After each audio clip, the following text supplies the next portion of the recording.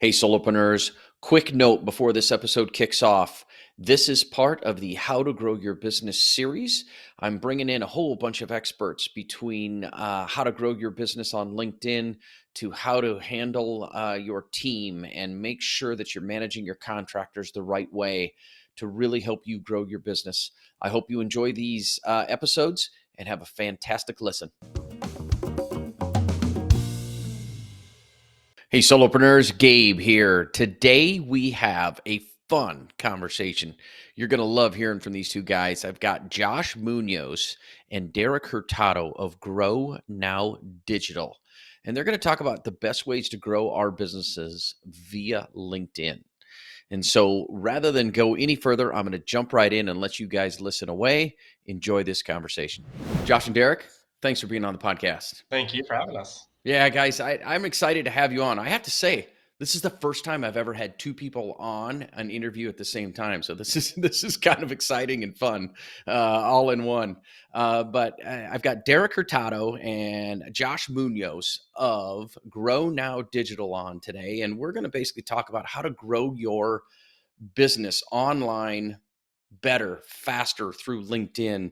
And they're going to share those tips and tricks with you as a solopreneur on how you can do that. But before we go there, I'm going to have them share their story.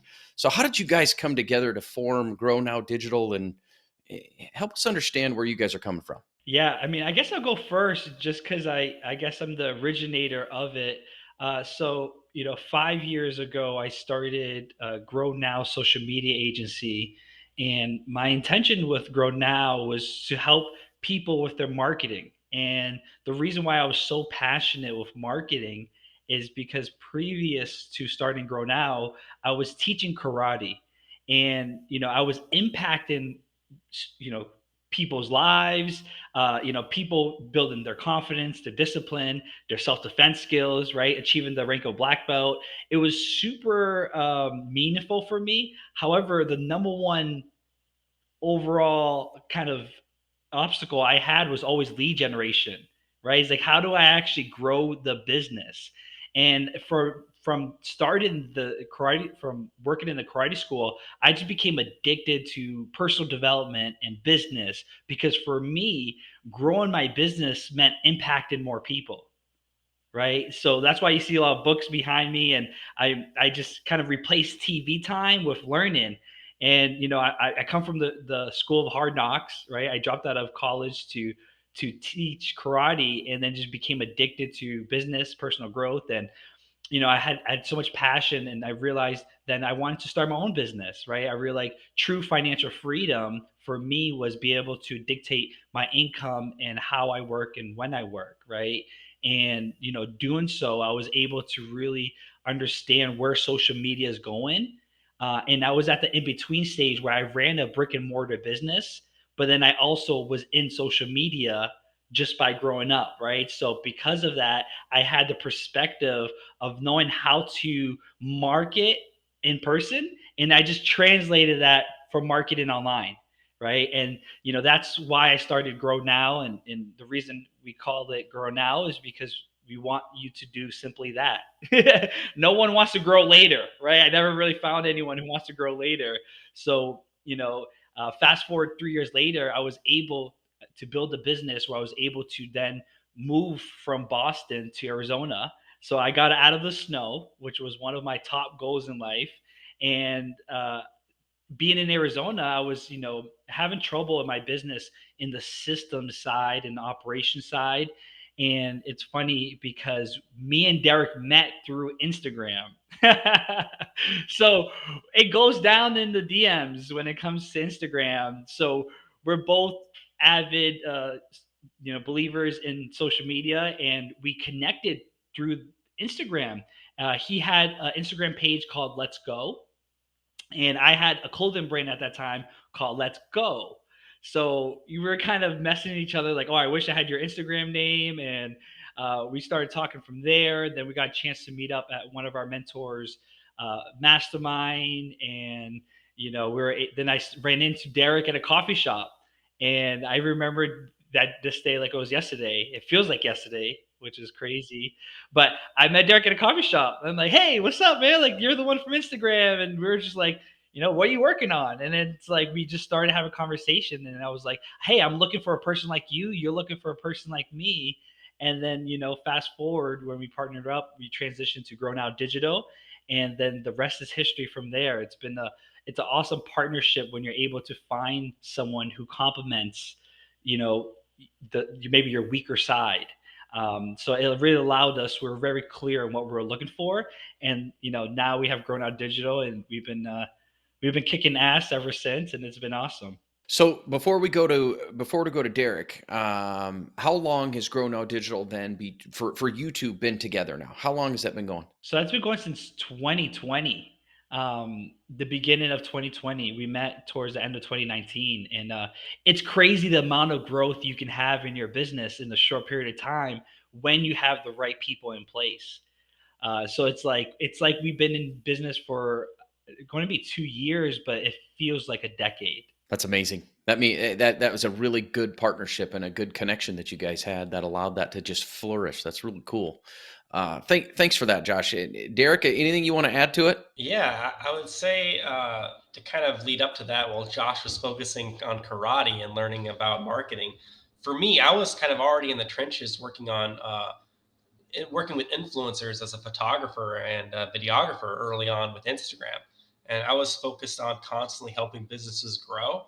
I actually did quite well with helping huge brands that had struggles advertising online push through the wall with organic marketing on Instagram. And back then, when you were Instagram, you could be on the front page of Instagram and you could get so much traffic. And so learning how to hack that and learning the systems behind that really, I think, laid the foundation for my love for marketing, because it's about solving a problem and using the platform to really compete with others to get that value in front of the person you're wanting to talk to or show your product to. And I realized really quickly when I had that business of helping people grow an organic Instagram, a lot of them really loved the metrics of followers, likes, views. But I started to talk to businesses that had a little bit more sense of what their direction was as a company. And they were constantly asking me, how much money is this making me? What actions are you taking for our business that's resulting in an ROI?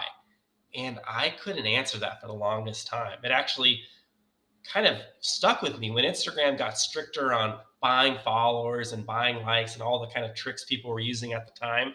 I was left really with the question of, well, what is content marketing? What is video marketing? What is social media marketing? And how can that tie back to an ROI? And it kind of led me down the path of learning more about analytics and how important it is to create conversations. Conversations is the basis for social media. That's why it's there, to have conversations online.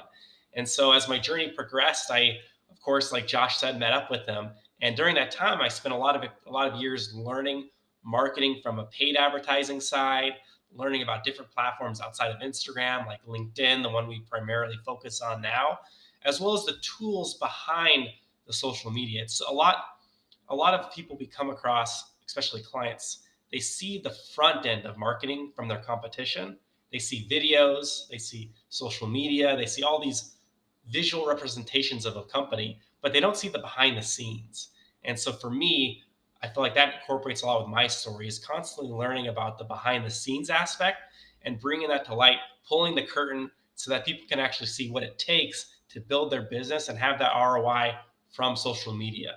And of course, when I met with Josh, we clicked right away because he believed in the same vision of how can we bring valuable results to our clients with actually having a tangible ROI that so many of our other competitors in the smaller business space suffer to show.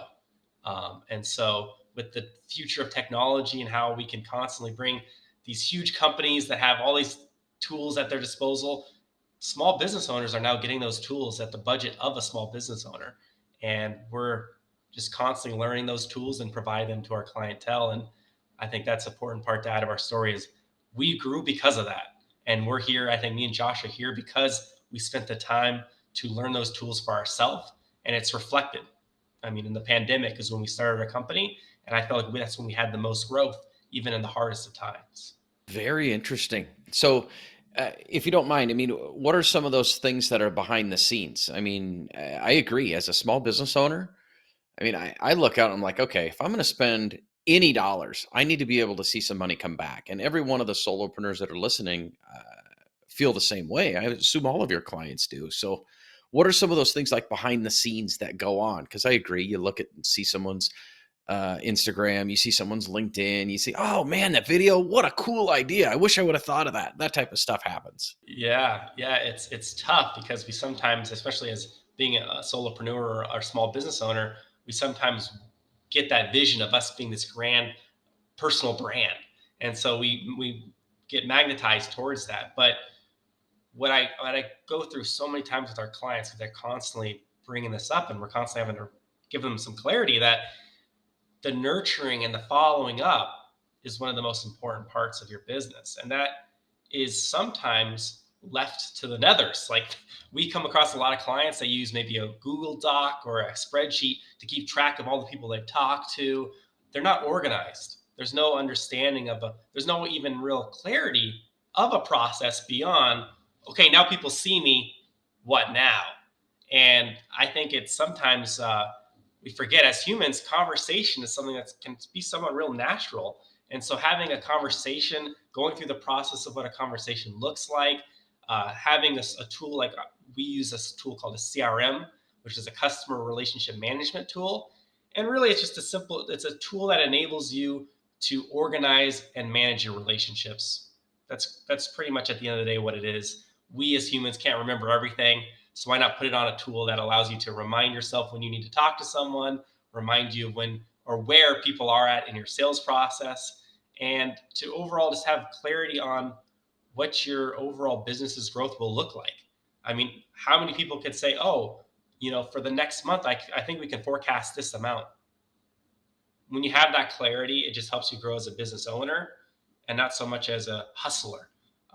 You become more of a business person. So those tools are constantly growing in our arsenal. Small business owners are lucky in this time right now, where internet, we have so many awesome tools that are at our disposal. I mean, Zoom, we all know Zoom. We're on this great tool, Squadcast, right now, having conversation. You can book times with people and use a tool to see what their calendar is based off your calendars, see if there's any openings together. It's just crazy the amount of growth we have in this space. But to clearly understand it, it's really, how can we nurture the people that see our content and push them towards a conversation or push them towards a call to action to get them to convert. Very interesting. So I think we should probably go right into some of those things. I mean, how does someone, solopreneur listening, how do they start to do that? I mean, what are the steps they need to do? What are the things they need to do? I mean, to start to build the conversations. I mean, I can remember when I started getting onto LinkedIn and doing things, I'm like, all right, who the hell am I going to talk to? All right, first of all. And then after that, what am I going to say? I don't want to seem like I'm trying to sell them something, because I think that's probably the big worry, especially for a financial advisor to go connect with somebody on LinkedIn. They're like, uh-oh, this guy's going to try to sell me something. Right? I mean, really. So how does somebody go about building relationships? How does someone go about doing that? Yeah, I think the most important aspect we should create is clarity, right? Because clarity is power. So before we step into how do we create conversations, I think the number one thing that we see a lot of clients do is they lack clarity in their specific solution that they solve for, and then they lack clarity on who they're targeting that has that problem, right? And that's the first step, is knowing who you're going to target and who you're going to talk to is very important, because your strategy is based off of that, because you want to become less interesting and more interested. And a lot of times with marketing, they lose this personal human ability to connect with others, because that's really what we're doing. We're just marketing human to human, right? It's no more B2B, B2P, B2C.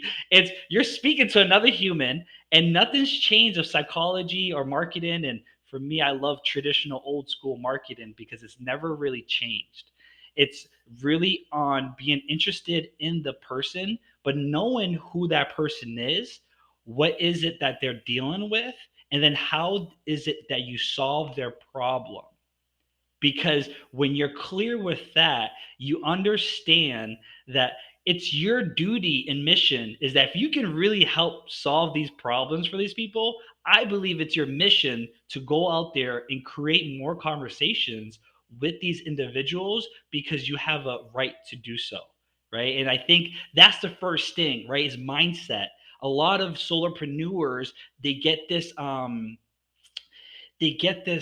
do I call what's it called, the imposter syndrome, where they feel like they're just, as long as you have information to help people go from here to here, you are in a position, and it's your responsibility to know who you're targeting, what's the solution you have to offer, and what's the problem, right? And I think that's the first step. And I know I'll let Derek go into the next part, but for us is really have that mindset of like, hey, you got to get clear in your business, because marketing for us, we just found that it just exposes your business. So if you're not clear in your solution, you're not clear in your offer, everything else is going to be incongruent.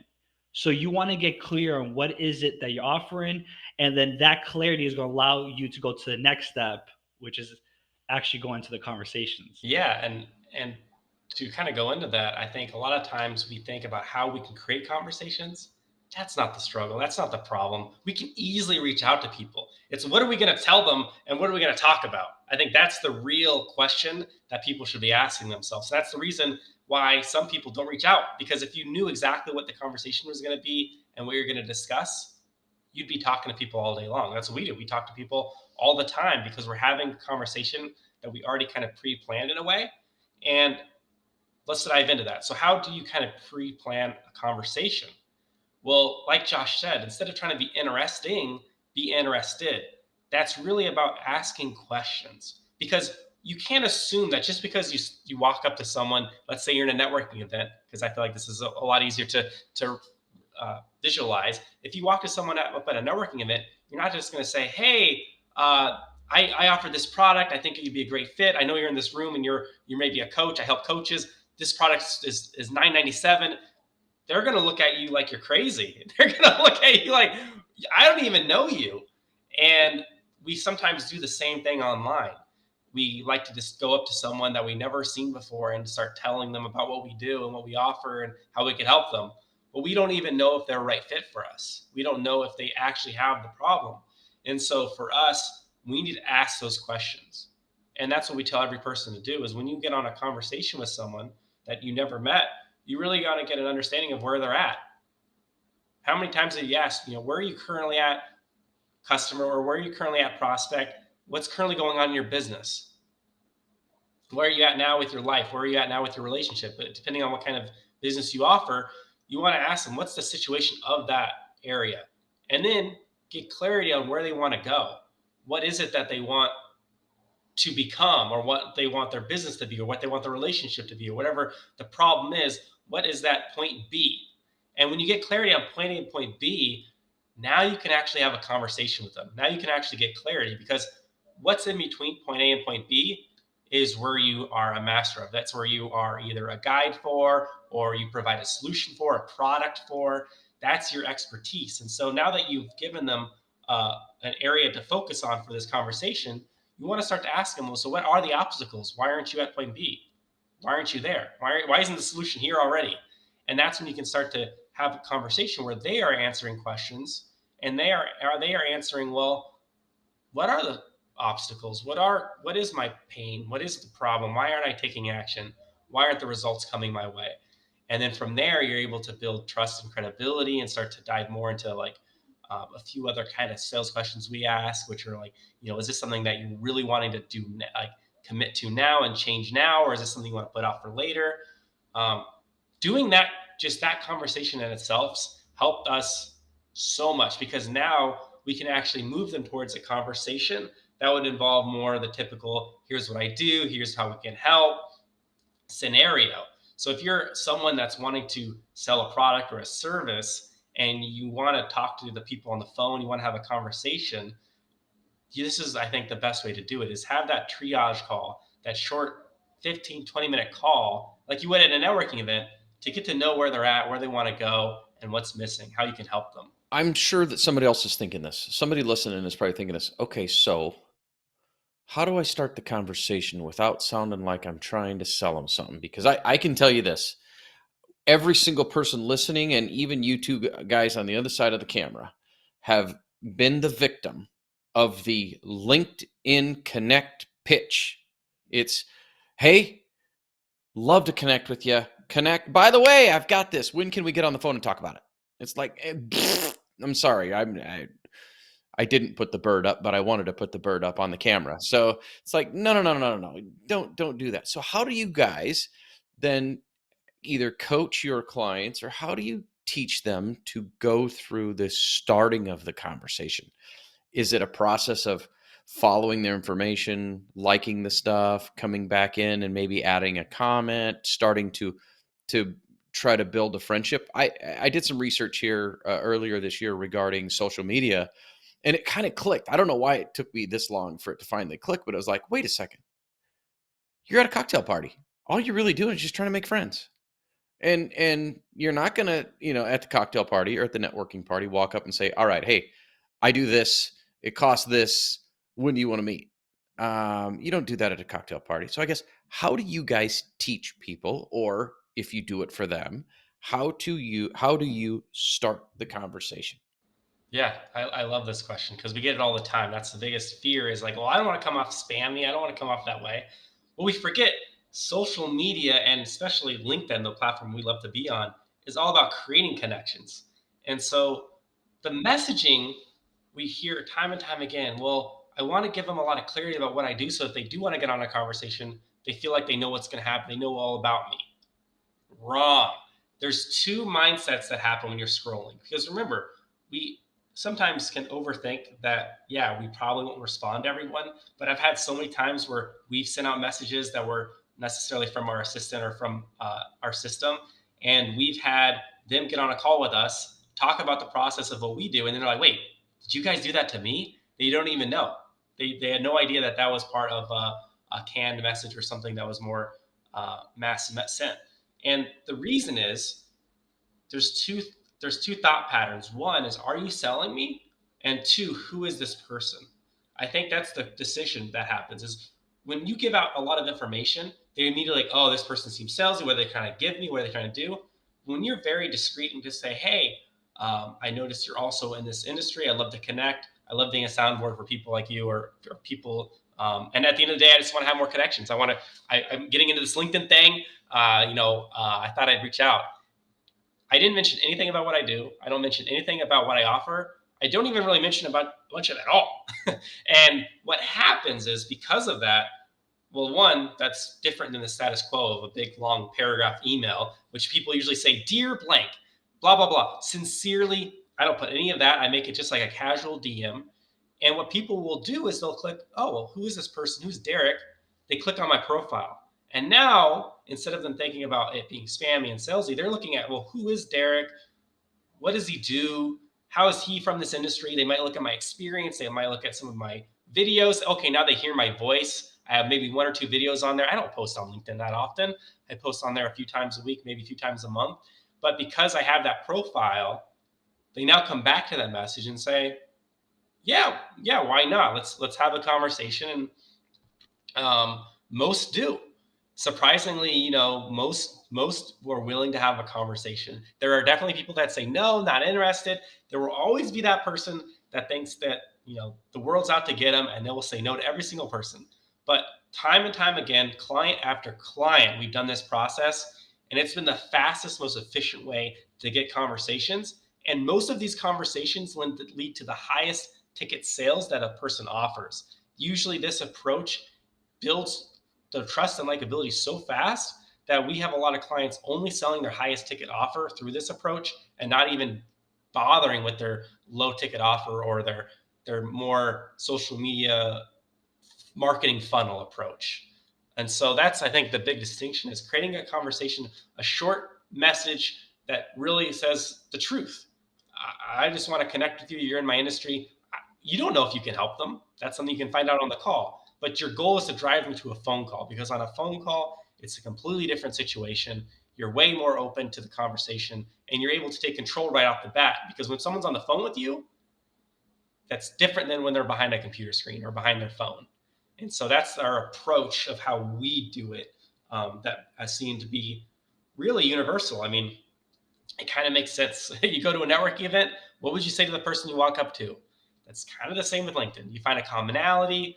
Um, I sometimes just look for people that have maybe the same school as me. So I can look up all the people from Arizona State.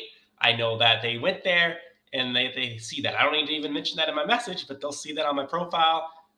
Stuff like that. That's how we do it. Interesting. And so then, do you guys then do or teach all right, so what we're going to do is we're going to reach out, we're going to connect, and then try to get on a phone call? Or is there a little bit of a build up period? Is there a little bit of a relationship building period? I mean, how do you guys do that? Straight to phone call every single time. Yeah. So our goal is to have the conversation and really the relationship start on the call, not in the DMs, because a DM relationship isn't the same as a phone relationship or in person. Same with dating. Like, you can talk to you're talking to people online, or social media, or messaging people, or even making friends. It's different when the person's on the phone with you or in person. We all know that as humans, like, it just feels different. And so let's start our relationship out on the phone. And when we say it in that way, we're like, hey, I would love to start our conversation on the call. I'd love to actually have a real conversation with you. I think people respect that. Yeah, we have actually clients who we get onboarded and get started, and they forgot that we did this process, right? Like, we had a conversation last week with a client, and she was like, "Oh, how does the process work?" I was like, "Well, we just did exactly what we did here, like how to get in contact with you. That's exactly what we're going to do with others." And it felt so natural, because all we say that we are is we just guiding the conversation, right? We're guiding the conversation by A, make sure they're the right person, B, making sure that we're connected in a way where, hey, we're looking really sincerely to connect with others. And then also, do not message people right when they connect with you. That is like the most annoying thing you could do, right? So for us, we usually wait a few days, or a day, just to even see if that's a person you want to connect with, right? So that's kind of the biggest aspect of it, is being clear on the fact that um, you just want to guide them for the conversation. And in the conversation on LinkedIn should guide them to a phone call. The phone call should guide them to a sales presentation or a sales demo. The sales demo should guide them to your solution, right? All we're doing is we're guiding people who have problems to the solutions you have. And when we keep it that simple, then we stay grounded in our approach and tactic, and then we don't overcomplicate it. Very good. So, do you have any? I know you've kind of shared a couple of client stories. People are selling their higher ticket. People are selling. They're like, "Holy crap, you just did this to me." Are there any other client stories you guys would want to share? An example of something that went really well, or maybe something went really bad? I mean, is there anything you guys could share there? Yeah, definitely. I think one of our clients that we had at the beginning of the year, buddy moved back from China, and so he was starting a brand new business. He moved to Austin, Texas, and was excited to get going, but he really didn't know where to start. He didn't know who to talk to. He had experience. He had a thriving business in another country, so he knew he was good. But with him, we really had to kind of go over some of the mindset things, like Josh was saying at the beginning, where he had some limiting beliefs and some imposter syndrome about going on social media. We sometimes like to think that people will just come to us. And so for him, we helped him create those conversations. And for his business, we were thinking, well, he is someone that helps mindset coaches grow their business. And so mindset coaches and spiritual coaches can definitely be um, all over the spectrum of what they do. It's they have different business models, but for him, he just wanted to have conversations, and we told him, look, I would just go broad. I know you want to get specific on who you want to reach out to. Let's just get as many conversations as possible in this next month, and trust me, you will get sales, because he was very nervous about getting on a call and it not going well. And he's like, if a few calls don't go well, I don't know if I can do this, guy. So I'm like, remember, you're still learning too. You're still learning how to have conversations on the phone. We're going to teach you our approach. Just stick to it. At the end of the day, the more conversations you have, the more you learn about your industry, about your clientele, your prospects, everything. And so we booked him through LinkedIn. We sent out about 1,000 messages that month, and he got 73 booked calls in the first month. 73. So this was the most we've seen because we just went out as authentic as possible, which some of our clients don't want to be as vulnerable and open. But him, he was like, let's just do whatever you guys recommend. We made it as open to mindset coaches and as vulnerable as possible in the messaging. And he got booked calls all day long. And for him, we heard every week, we checked in with them. It was like, man, the first few calls, I don't know what this is. I don't know if this is the right fit. I felt a little awkward.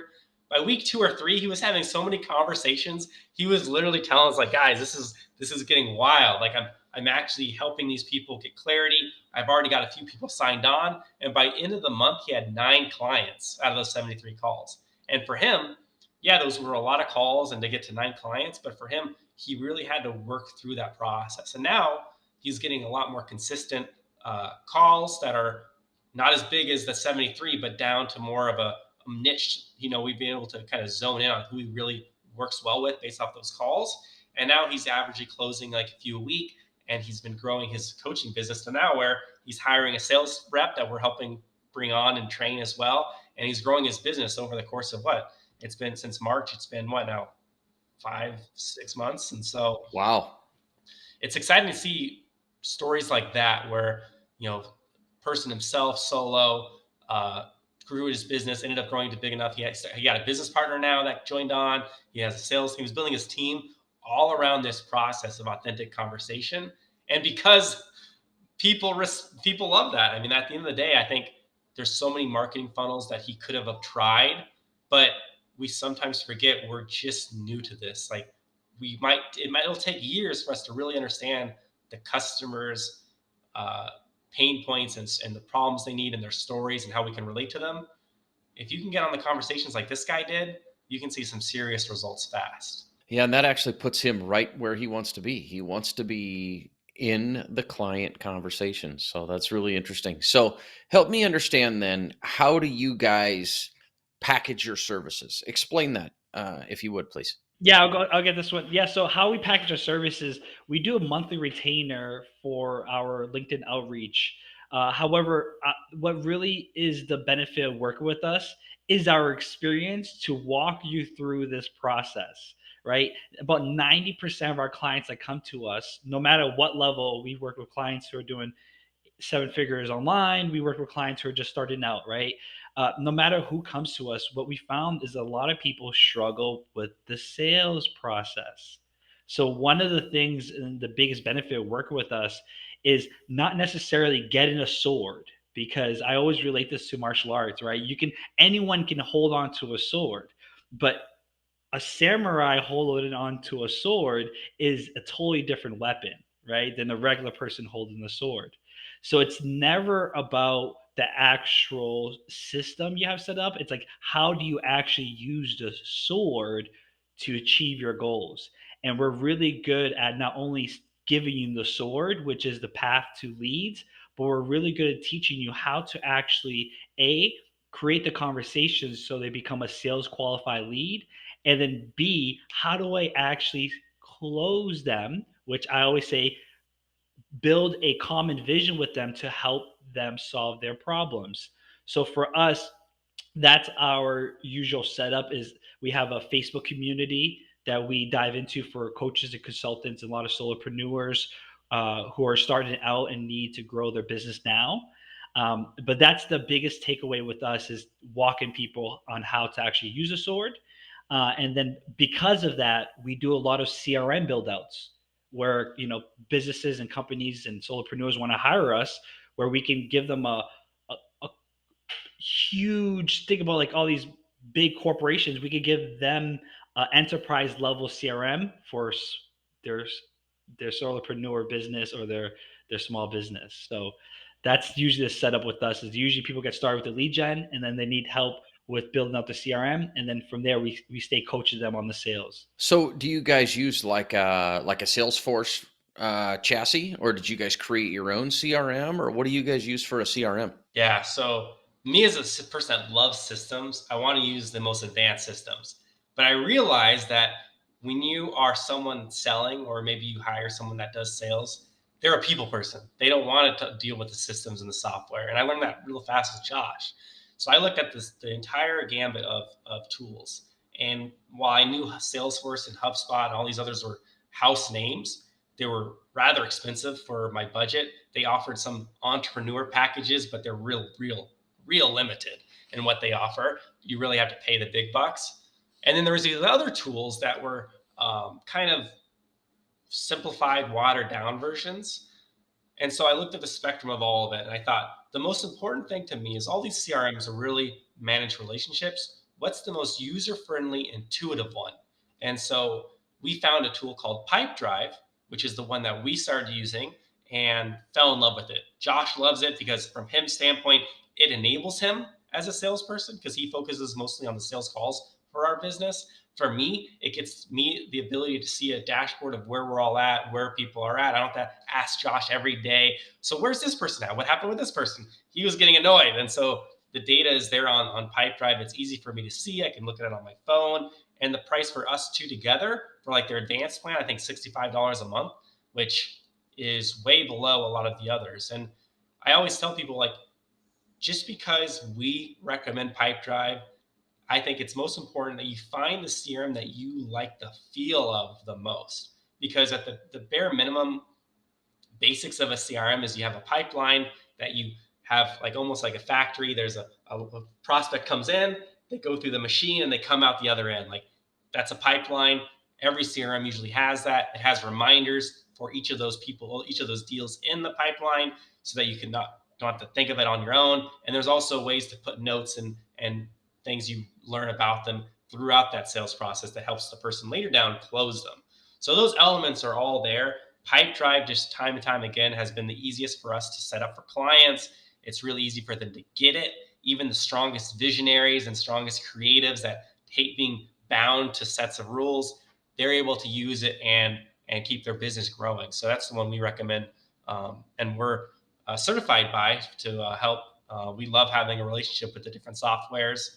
But yeah, that's, I think, for any small business owner, you don't need to spend hundreds of dollars on HubSpot, or of course, Salesforce is really just used, I think, primarily for enterprise level business. But at the end of the day, it's up to you what you feel is most intuitive and user friendly, and what you'll stick to the longest. Yeah, I've often thought that regarding CRMs. I use one specifically for financial advisors, and it's called Redtail, and it is the least bad option, but it is the option. It is the option that is used, and in my practice, it is the one that's used. I've seen Salesforce. I even had Zoho, where you basically take Zoho, and this is wide open chassis. You can do whatever you want to it, and I was even learning how to code that thing and put it all together. And finally, I was like, all right, this is ridiculous. I need to switch to something that I will just basically always use. So it's interesting that I've never heard of Pipedrive, but it sounds like a good one for someone to explore. But I'll just iterate. The one that is best is the one that you will actually use. That's the most important piece. Yeah, it's like working out. It's like whatever workout that you stick with, do that, right? Whichever one you can get to actually work out, figure that out. Whether that's boxing for you, running, or weightlifting, just figure out what. And that clarity is power, and that goes back to being clear on your process, which is another thing that we help people map out, is get clear on what your current process is. So I'm going to go back to that clarity piece, and then what we'll do is we'll make a transition, because this is a podcast about money, and there's always questions that I like to ask my guests. But when you said something about clarity, the thing that kept popping into my mind, and I'm sure it was somebody else as well, is creating your avatar. The who am I going after? And it sounds really easy to create your avatar, but it's not always that easy. I mean, you really got to put some serious work into it.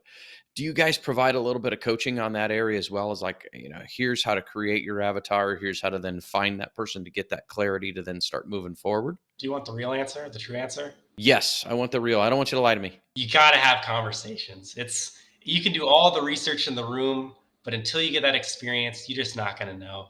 You can make assumptions, and assumptions always end up incorrect or wrong. The more conversations you can have with that audience and ask them questions, the better. And this is something we coach all of our clients on is, okay, yes, you might have a call and it might not go anywhere, but don't just hang up. You have someone on the call with you that is the audience you're looking into. You can ask them all these different questions about them that then you can write down and take notes on. I tell them every time, pull out a little journal and ask them questions that could benefit you. So out of curiosity, what got you into this business? Or what you look at all your competition, what do you think they're not doing right? Little questions that can give you insight on that ideal avatar is how you can do the work. I always say this: don't do the heavy lifting. Let the people you talk to do the lifting for you. Let them tell you. And yes, there's ways you can do surveys and stuff like that, but in this age, it's actually fun to just be able to tap in on conversation and ask those questions. That's how me and Josh have been able to really refine our audience and our avatar, because I'll tell you guys, that was our hardest thing for me and Josh getting together, is we knew we wanted to help people with this solution, but we didn't know who those people were, because our service, and most people have a product or service that you think can serve the world or everyone can use this. And so it's not, we're not lucky to, not every business has the fortunate to be just one little niche.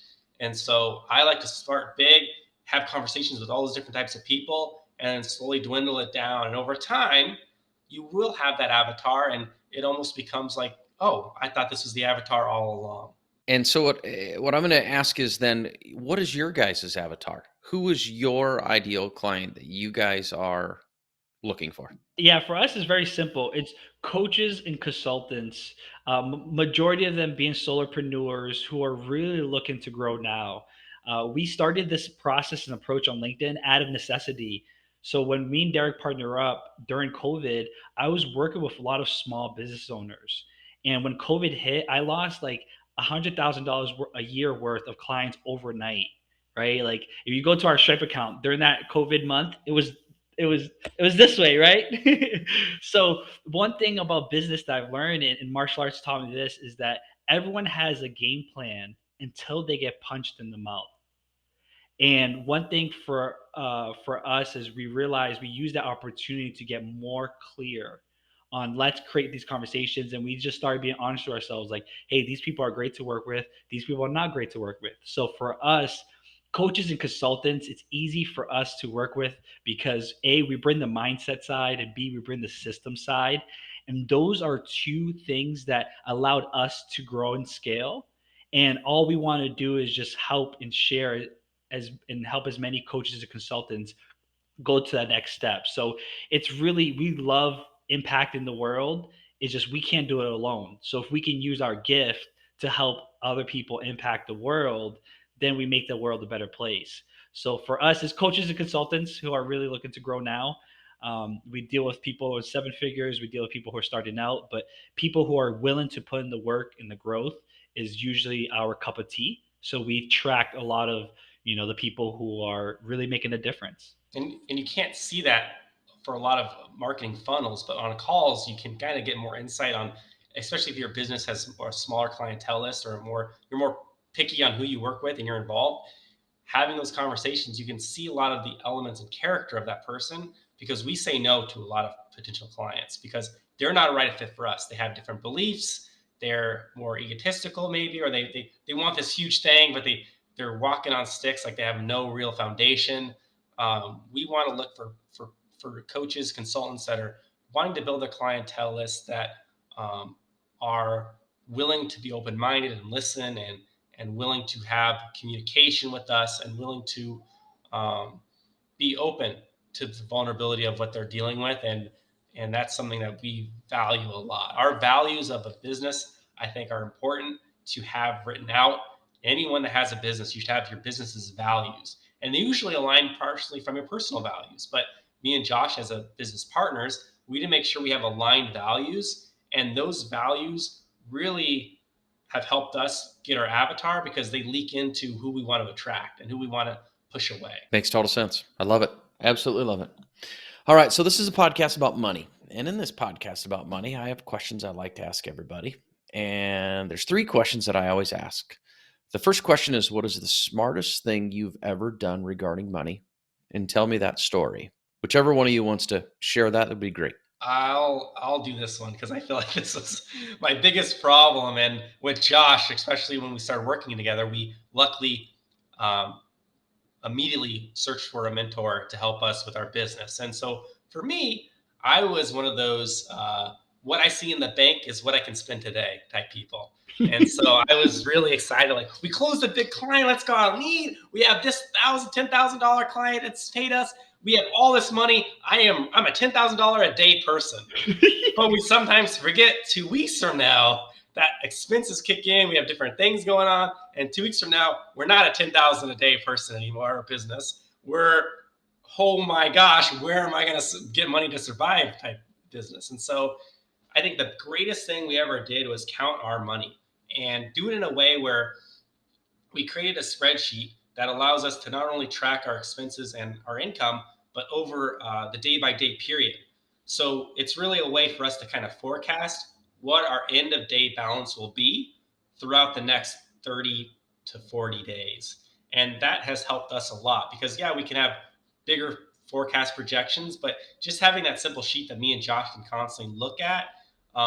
And of course, if anyone wants it, you can just DM us. We can send you a template of what we use, but it allows us to know, okay, here's how much money we're coming in because we have some subscription services. So we know we have certain days we're going to get paid out. We track all of our monthly expenses and put them on the sheet so we know when money's going to get taken out. And then we have the total at the bottom. And so I know that, yeah, we got $10,000 today, but on the first, but on the 15th, it's only going to be $500, or maybe it drops significantly.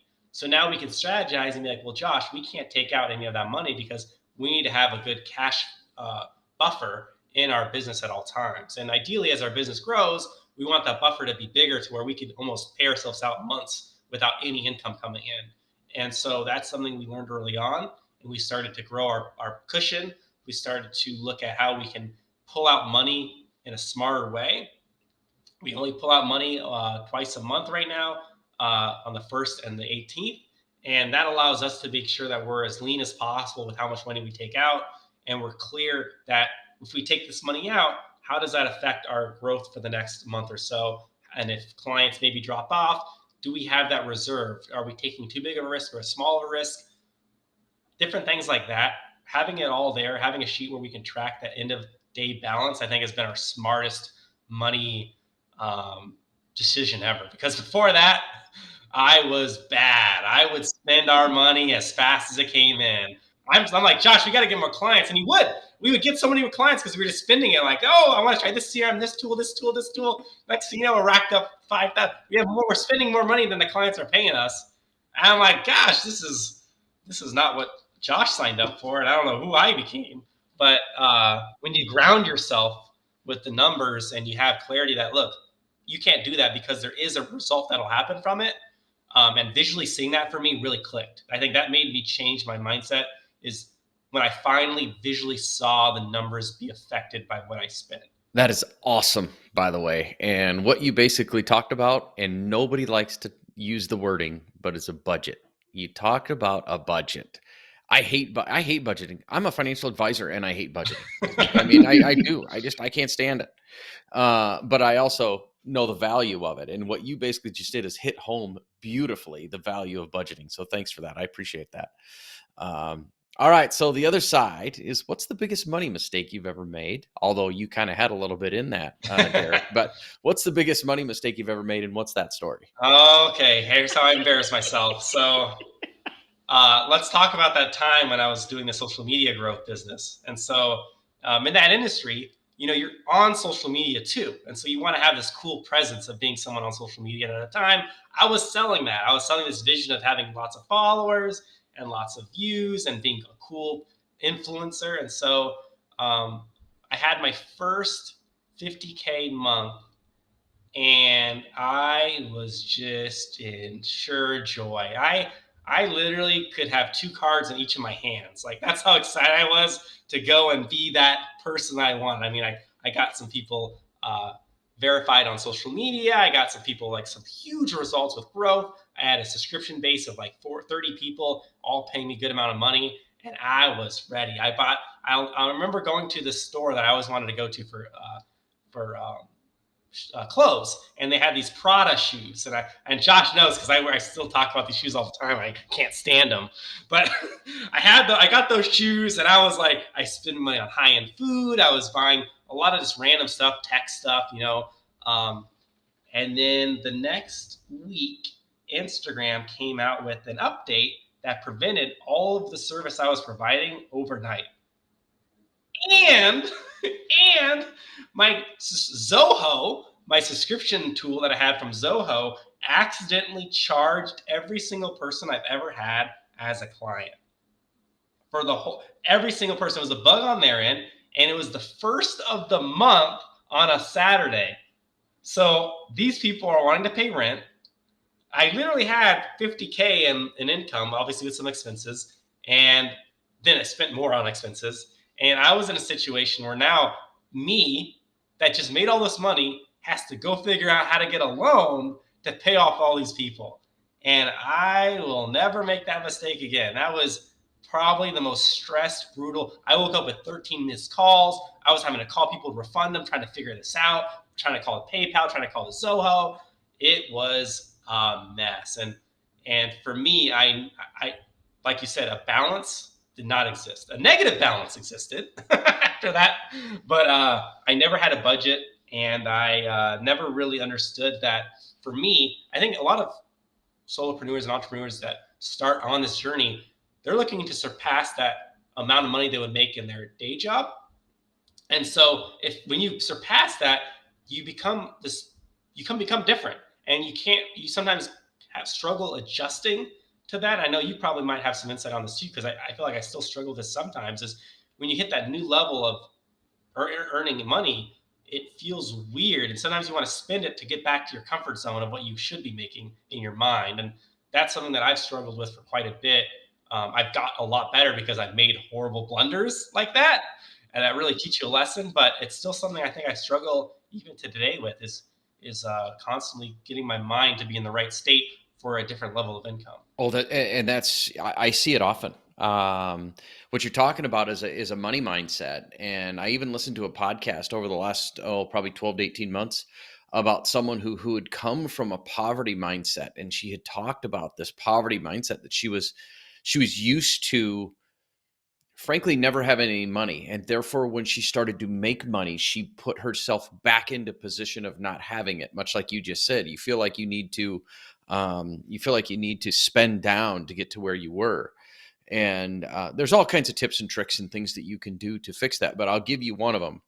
I had a physician come to me quite a few years ago. And this physician and her spouse have been clients of mine for many, many years. They're fantastic clients, great, great people. But she came to me as a physician making a lot of money and was kind of embarrassed about the fact of the amount of money that they were making. And basically had said, here's the deal.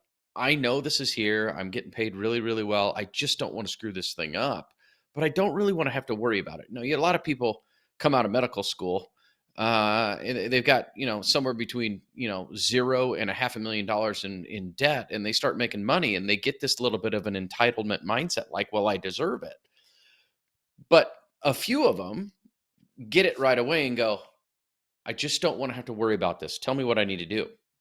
And so what I basically did is I detailed their budget, put everything together, and then I set them up with an automatic deduction right out of their checking account every single month to their investment account. That every year we just kept making bigger and bigger and bigger. I mean, it was to a point where they were putting, a lot of money every single month into their account, but it allowed them the freedom. So what you might want to do is you might want to, instead of spending it down, start an investment account, or start I want to buy a beach condo account, whatever, and have an automatic deduction go from your account to the other so it disappears. It's that idea of it disappearing, but you still kept it, and you didn't end up with, $3,000 Prada shoes that you don't like anymore.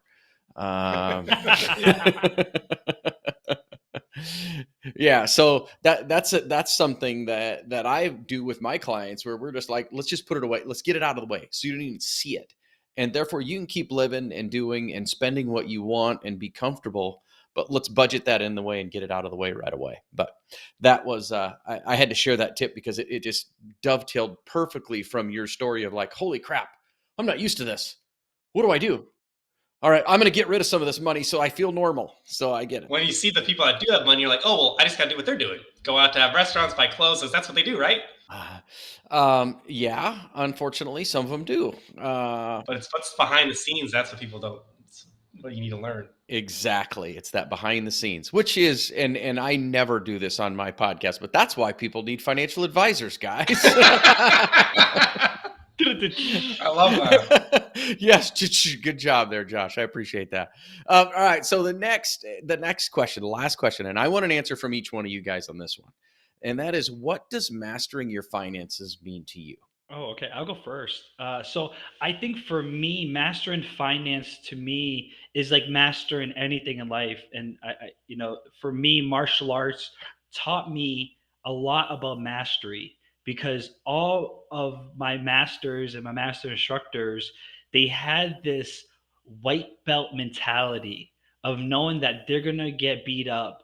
They're not going to know it, but throughout time, their belt turns into black, right? That's how the tradition came from. The dirtier everyone started at white belt, and the dirtier your belt was, they ranked you higher because it was the dirtiest, and that's why they have the rankings in the U.S. That's how they used to do it in Japan. So a lot of the things that we master is becoming a student of finance. So I think there's really, for me, mastery of my finances is two things. It's a money magnifies who you are. So who you are with or without a lot of money is important. And understanding your relationship with money is key. For me, I didn't grow up with a healthy relationship with money. For me, all the problems as a child came through money, right? It's like I could never do ski club because of money, right? It's like I wanted to, even for in high school when 08, 09, my parents were going through some difficult times, and I put my graduation gifts on layaway. Like layaway was a common thing for me as a child, and as a kid growing up, you don't know that your parents don't make money. You just think you're rich, right? It's like you're a kid, you don't have no perspective on that. I know that I don't live in the best house, but it's like it's fun because you have community, right? And with people and family, and it's one of those things you don't really notice. And being from Dominican Republic, I always became grateful because I seen kids my age working for money. So, what I had here in the States was already way better than them.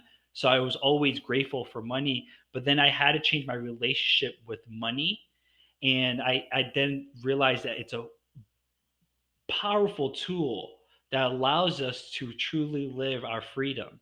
And understanding that is the first thing I feel like to master your finance is the mindset towards it. And then the system side of that is I think we have to get clear on what is our, I like to call it COIL, what it is the cost of ideal lifestyle for you. And what is it that it is for you? So I did a whole exercise where I wrote down exactly how I would want to live my life, right? The car, the house, the vacations, the food, the necessities, how much I'm going to save for investment and taxes as a solopreneur, entrepreneur, small business owner, right? And I broke it all down and I came up with a clear number. I took the time to check out how much is that Lamborghini Urus truck cost and insurance. All right, let me just throw it in to see if what is that number, right? There's no limitations except the limit we have in our mind, right? So when I'm able to clearly identify what is the cost of my ideal lifestyle, knowing that if I hit this lifestyle, there's not really much more that I would want to do as a human to really fulfill me in a fulfilling way. So getting clear on the strategy of it allows you to work on, and it makes sense because you're clear on the budgeting, right? It's like budgeting your ideal lifestyle. You're budgeting your whole ideal lifestyle. What is that it's going to cost me? Take the time to look it up. What is it that you actually want? And become realistic and grounded into your goals. A lot of solopreneurs and small business owners, they have that that tech syndrome where they're like, I'm going to be the next Jeff Bezos or Mark Zuckerberg, and it's like, dude, like, all right, you want to drive this car and fly these jets? Like, how much does it cost? And they're like, well, I don't know. And it's like, well, you're still dreaming. Like, bring it into reality, and that's how you actually make it happen. So for me, those are the two things: your relationship with money, and then being clear what is it that you're actually trying to track. Because now your life becomes efficient. So for me, I know exact amount of money I want to make, and to cost my ideal lifestyle. So I just do what's necessary to get there. And sometimes now I'm not running around in a circle. I'm very clear, and my intention is there. Yeah, it's funny you mention that because I have the same. We both did that exercise with the coil, and so we both know our coil. And I think the one part that on my end is the mastery of finances is also creating a plan. I think it's important to have a plan to stick towards because without a plan, you're kind of just throwing your ideas or throwing your money sometimes at different opportunities. There's not real clarity on what you're actually trying to achieve with finances. Like, what's the goal? What's the end vision? And how do you want to map yourself to get there? What vehicles can get me there the fastest, most efficient? I think also it's understanding that what risk is and how that's involved in the process. And I think it's really, like you said, being a student, learning and constantly learning about opportunities and the rules of finance, as well as new opportunities. I know there's constantly emerging things. Like I know Josh was talking a lot to me about crypto the other day, and I'm kind of like, it's easy for me to be closed off and be like, no, where I am, but opportunities are constantly going to be coming. I think it's good to be open minded, and to master finances, you need to have conversations with others about finances.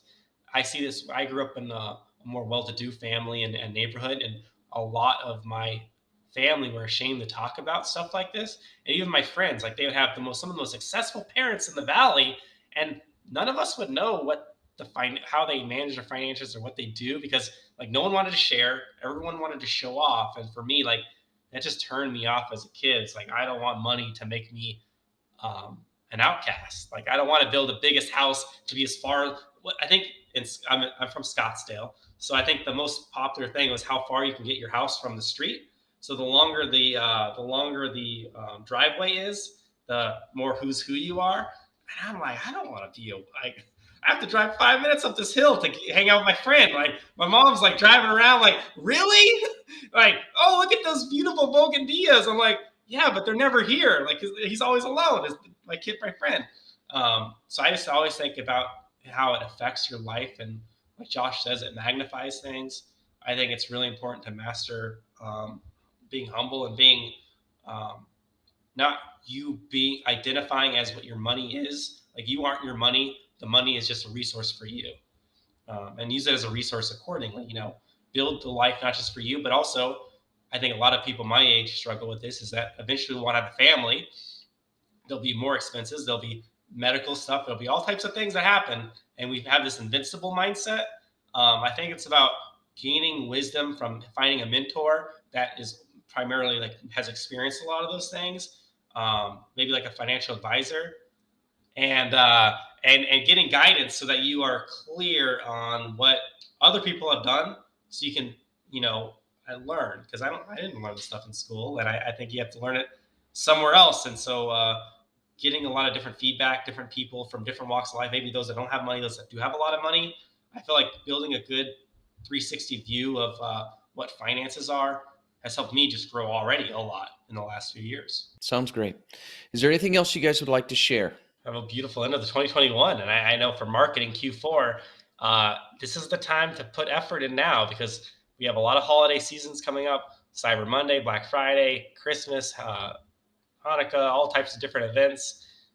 I think also New Year's is a big time where people are looking for change. So I think the best time is to have conversations now because people are in that mindset. So I would say take action immediately. Go on LinkedIn today. LinkedIn's free. Who knew? You can go on LinkedIn, create a profile, and start having conversations with people in your field or in your industry today. And if you do, and you create any conversations, let us know how they go. Like Josh said, join the community, reach out to us, and let us know what happened. That's fantastic. That's a great way to end. Thanks for being on the podcast, guys. I appreciate it. Thank you. Well, solopreneurs, I hope you enjoyed that fun conversation with Josh Munoz and Derek Hurtado of Grow Now Digital. My 3 takeaways are: 1, be clear of who you want to talk to, what you want to say, and why you want to do it so that you can actually have a purpose for getting online and getting active, especially in LinkedIn. 2, start conversations. Start with a call, start with a Zoom meeting, whatever it might be. Just start with a conversation. We don't need to do this connect, pitch type of deal that is absolutely ridiculous. Just start with a conversation. Say, hey, would you like to get on a call someday? Let me learn more about your business. I don't know if we can maybe work together, but someday we might be able to. And then number 3, the biggest thing that most solopreneurs have a problem with is they don't have a system for follow-up. So make sure that you create a system, whether it's in your CRM, whether it's on a task list, or whether it's in a spreadsheet. Just create a follow-up system so that you can make sure that you are following up with those relationships to put the work in. And remember, this whole social media thing is kind of like being at a cocktail party. You don't go to the cocktail party thinking you're going to get a bunch of business. You go to the cocktail party to make friends and start to build relationships that then eventually will lead to business down the road. So I hope you enjoyed this conversation. To find anything that you would like to find regarding Grow Now Digital with Josh and Derek, just go to the show notes, click on the links, and that'll take you right to them. Thank you so much for listening. Truly appreciate it. And please share this podcast with a friend. Have a great day.